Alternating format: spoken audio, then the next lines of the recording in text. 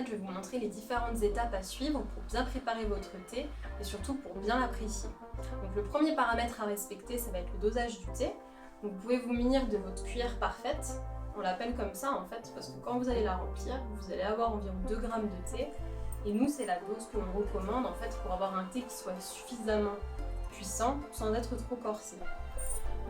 Donc, comme le disait Cyrielle, les conditions de préparation qui sont suggérées et conseillées sur nos packaging, donc la température d'infusion et le temps d'infusion, sont des paramètres essentiels à respecter pour apprécier le thé à sa juste valeur.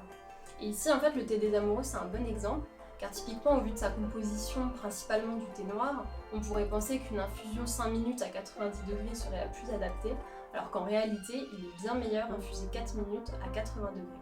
Alors ça paraît pas grand chose cette différence, mais moi en fait je vais vous préparer les 2 tasses en parallèle et ça permettra pour moi de vous comparer les différentes sensations que je pourrais avoir à la dégustation. Donc vous de votre côté, vous allez faire chauffer votre eau à 80 degrés et vous allez pouvoir ensuite lancer l'infusion pendant 4 minutes et on se retrouve après pour la dégustation.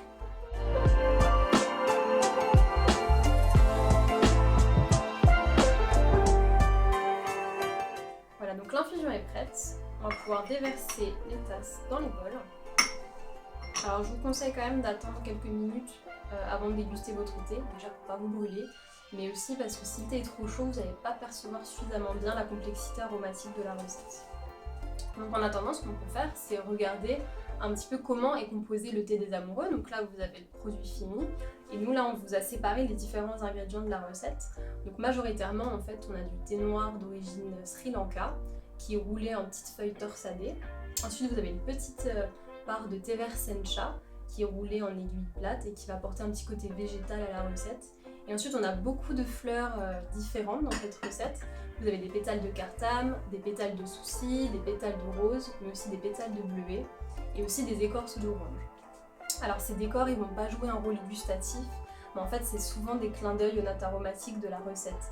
Typiquement, les écorces d'orange, c'est histoire de mettre en avant la petite note d'orange amère que l'on a mis dans la recette et qu'on sent d'ailleurs directement en attaque et qui vient se compléter et s'harmoniser avec les notes acidulées du fruit de la passion, qui est ici la note majoritairement utilisée dans cette recette. Alors vous sentez, on a quand même de la complexité, on sent qu'il y a d'autres notes, mais elles seront davantage perçues à la dégustation.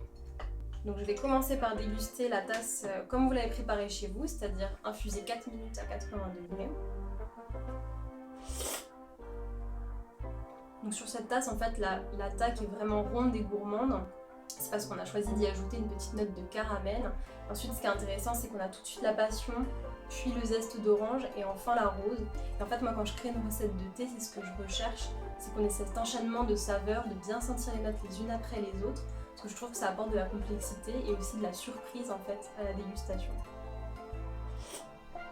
Et en plus, vous avez une très bonne longueur en bouche. Ça, c'est toujours agréable et appréciable. Maintenant, je vais passer à la deuxième tasse, donc qui a été infusée 5 minutes à 90 degrés.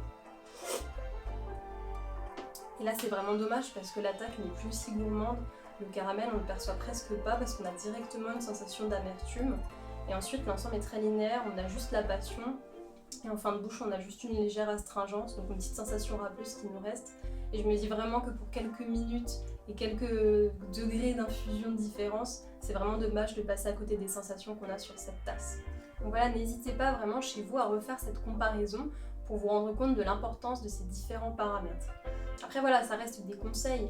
Si vous aimez, si vous préférez un thé qui va être moins amer ou au contraire un thé qui va être plus corsé, libre à vous de modifier le dosage du thé ou encore de laisser infuser plus ou moins longtemps. Moi je dirais avant tout qu'un bon thé, c'est un thé qui